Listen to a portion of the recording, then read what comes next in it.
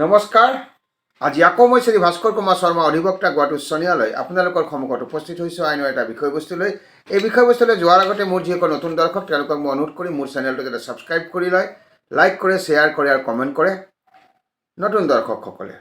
আৰু যিসকল ব্যক্তি বা লোকে অলৰেডি মোৰ চেনেলটো ছাবস্ক্ৰাইব কৰিছে তেওঁলোকক মই আন্তৰিক ধন্যবাদ জনাইছোঁ। আৰু যিসকল ব্যক্তি বা লোকে মোৰ এই ভিডিঅ'সমূহ চাই আইনৰ বিষয়ে কিবা জানিবলৈ সক্ষম হৈছে অথবা লাভৱান হৈছে তেওঁলোকে নিশ্চয়কৈ মোৰ চেনেলটো ছাবস্ক্ৰাইব কৰি ল'ব বুলি মই আশাবাদী। লগতে লাইক শ্বেয়াৰ কমেণ্ট কৰিব বুলি মই আশাবাদী। আৰু এটা আপোনালোকক বিনম্ৰ অনুৰোধ আছে, যিসকল ব্যক্তি বা লোকে মোৰ এই ভিডিঅ'সমূহ যাতে শেষলৈকে চাই, অন্তলৈকে চাই আৰু যাতে সমাপ্ত কৰি অথবা স্কিপ কৰি নাচায়, তেনেকৈ চালে বিষয়বস্তুটো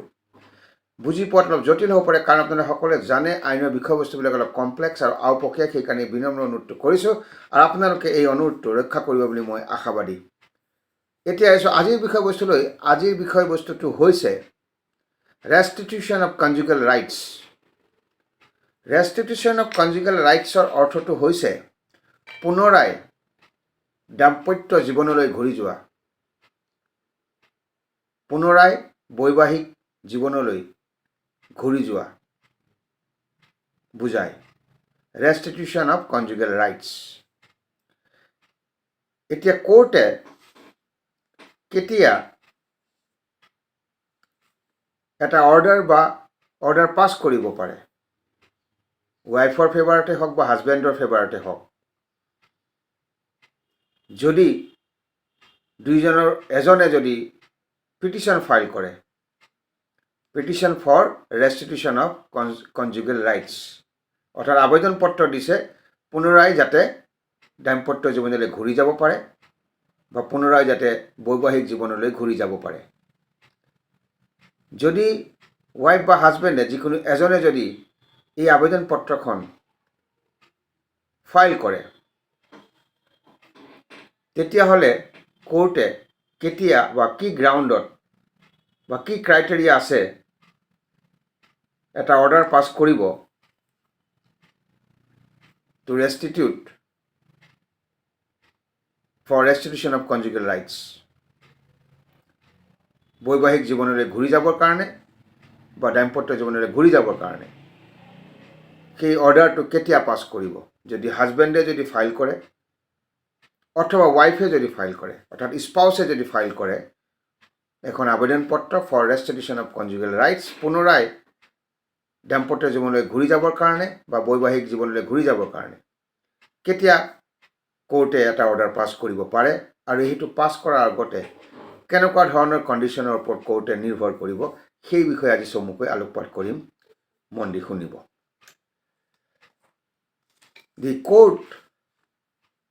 follows certain criteria or conditions for the issuance of RCR, অর্থাৎ restitution of conjugal rights. কোর্টে কেতবোৰ কণ্ডিশ্যনছ আৰু ক্ৰাইটেৰিয়া ফ'ল' কৰিব for ইছুৱেঞ্চ of ৰেষ্টিটিউশ্যন of conjugal rights. যদি কোৰ্টক এখন আবেদন পত্ৰ দিয়া হৈছে ফৰ ৰেষ্টিটিউশ্যন অফ কনজুগেল ৰাইটছ, অৰ্থাৎ বৈবাহিক জীৱনলৈ পুনৰ ঘূৰি যাবলৈ বা দাম্পত্য জীৱনলৈ পুনৰ ঘূৰি যাবলৈ, তেনেকুৱা ক্ষেত্ৰত কোৰ্টে কেতবোৰ কণ্ডিশ্যনৰ ওপৰত নিৰ্ভৰ কৰিব। 1 number, based on this conditions, সেই কণ্ডিশ্যনসমূহৰ ওপৰত ভিত্তি কৰি the court decides whether the RCR petition, RCR মানে হৈছে restitution of conjugal right, the court decides whether the RCR petition filed before it is valid or not. সেই কণ্ডিশ্যনসমূহৰ ওপৰত ভিত্তি কৰি কোৰ্টে এটা সিদ্ধান্ত ল'ব এই যে আবেদন পত্ৰখন দিছে ফৰ ৰেষ্টিটিউশ্যন অফ কনজুগেল ৰাইটছ, সেই পিটিশ্যনখন ভেলিড হয় নে নহয়, এই কণ্ডিশ্যনসমূহৰ ওপৰত নিৰ্ভৰ কৰিহে তেওঁ এটা অৰ্ডাৰ পাছ কৰিব ফৰ ৰেষ্টিটিউশ্যন অফ কনজুগেল ৰাইটছ, অৰ্থাৎ বৈবাহিক জীৱনলৈ পুনৰ ঘূৰি যোৱাৰ কাৰণে। মনত ৰাখিব, সেই কণ্ডিশ্যনখিনি ফ'ল' কৰিহে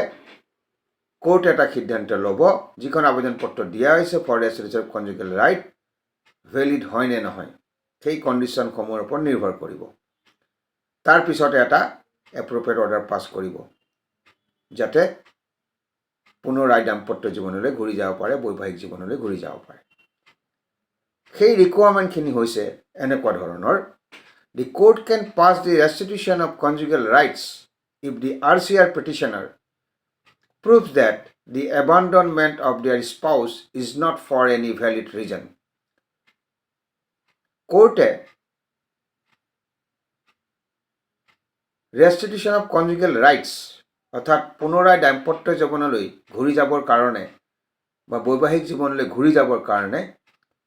এটা অৰ্ডাৰ পাছ কৰিব যদি যিজন হাজবেণ্ড বা ৱাইফে আবেদন পত্ৰখন ফাইল কৰিছে ফৰ ৰেষ্টিটিউশ্যন অফ কনজুগেল ৰাইটছ তেওঁ প্ৰমাণ যদি কৰিব পাৰে যে স্পাউছে যে এৰি গৈছে কোনো ভ্যালিড কাৰণ নোহোৱাকৈ স্পাউছে এৰি গৈছে অৰ্থাৎ হাজবেণ্ডে যদি এৰি গৈছে কোনো কাৰণ নোহোৱাকৈ ৱাইফে যদি এৰি গৈছে কোনো কাৰণ নোহোৱাকৈ তেতিয়াহ'লে যিজন ব্যক্তি বা ৱাইফ বা হাজবেণ্ডে আবেদন পত্ৰখন দিব ফৰ ৰেষ্টিটিউশ্যন অফ কনজুগেল ৰাইটছ তেওঁ যদি প্ৰমাণ কৰে যে কোনো কাৰণ নোহোৱাকৈ এৰি গৈছে তেতিয়াহ'লে কোৰ্টে এটা অৰ্ডাৰ পাছ কৰিব পাৰে সেই আবেদন পত্ৰখনৰ ভিত্তিত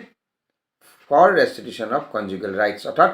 পুনৰাই দাম্পত্য জীৱনলৈ ঘূৰি যোৱাৰ কাৰণে এটা অৰ্ডাৰ কোৰ্টে পাছ কৰিব পাৰে মনত ৰাখিব দি RCR petitioner must provide solid evidence to prove that their spouse left them for a non-valid reasons and only for selfish reason. যিজন হাজবেণ্ড বা ৱাইফে আবেদন পত্ৰখন দিছে পুনৰাই বৈবাহিক জীৱনলৈ ঘূৰি যোৱাৰ কাৰণে দাম্পত্য জীৱনলৈ ঘূৰি যোৱাৰ কাৰণে ফৰ ৰেষ্টিটিউশ্যন অফ কনজুগেল ৰাইটছৰ কাৰণে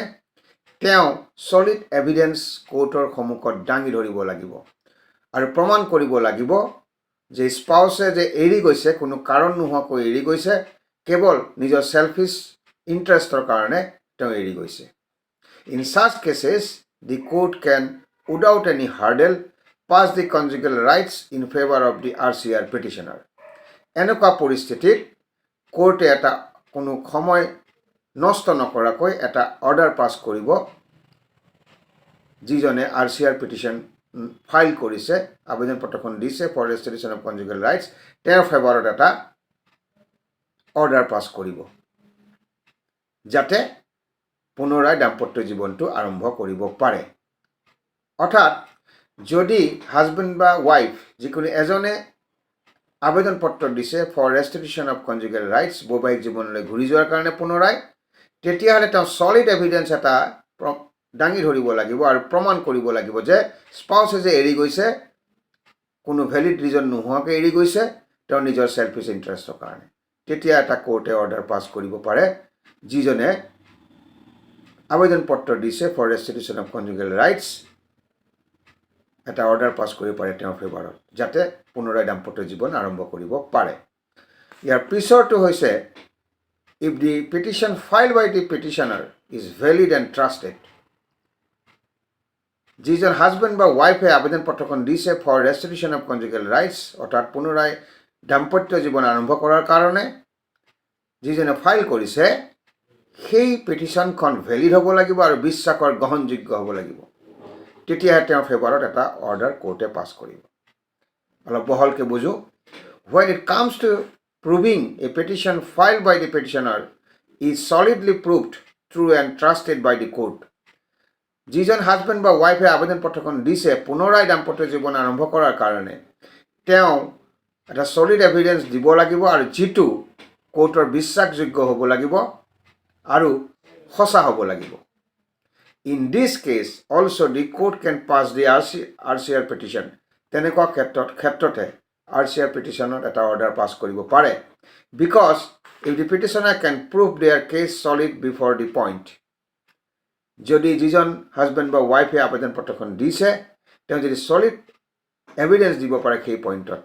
তেতিয়াহে কোৰ্টে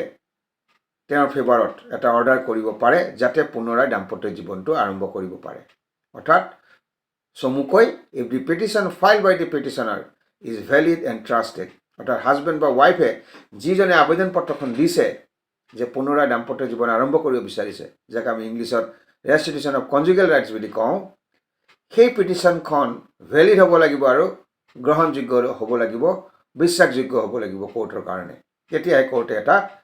অৰ্ডাৰ পাছ কৰিব পাৰে এই বিষয়ত আৰু এটা কথা জানি থওক,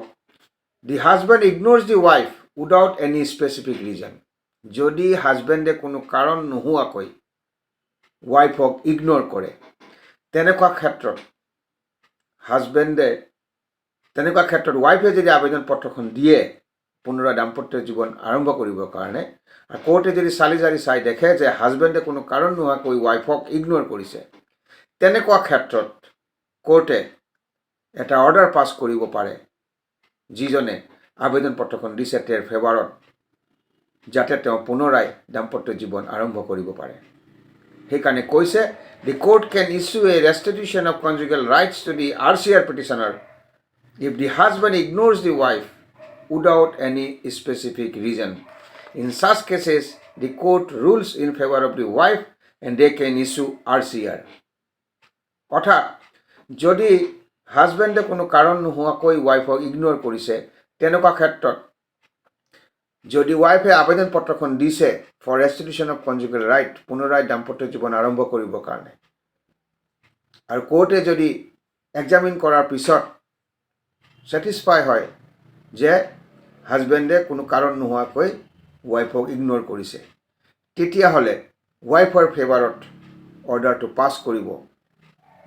যাতে ৱাইফে আকৌ দাম্পত্য জীৱন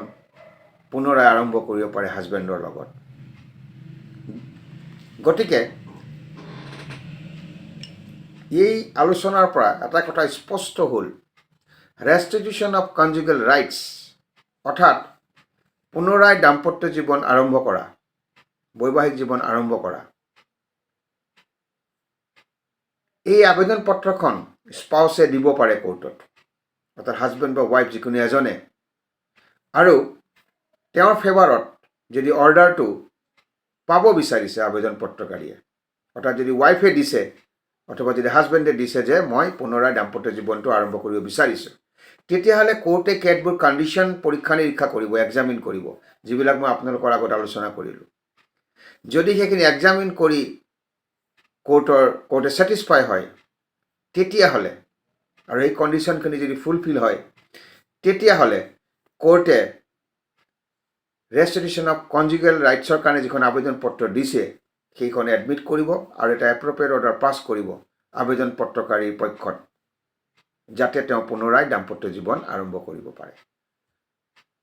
মনত ৰাখিব। গতিকে এই আলোচনাৰ পৰা আজি অলপ হ'লেও আপোনালোকৰ কিবা এটা লাভ হৈছে বুলি মই আশা কৰিছোঁ। মই শ্ৰী ভাস্কৰ কুমাৰ শৰ্মা, অধিবক্তা, গুৱাহাটী উচ্চ ন্যায়ালয়, আজিলৈ ইমানতে সামৰণি মাৰিছোঁ। অহা খণ্ডটিত আৰু এটা নতুন বিষয়বস্তু আপোনালোকৰ সন্মুখত উপস্থিত হ'ম। আজিলৈ বিদায় মাগিছোঁ। নমস্কাৰ।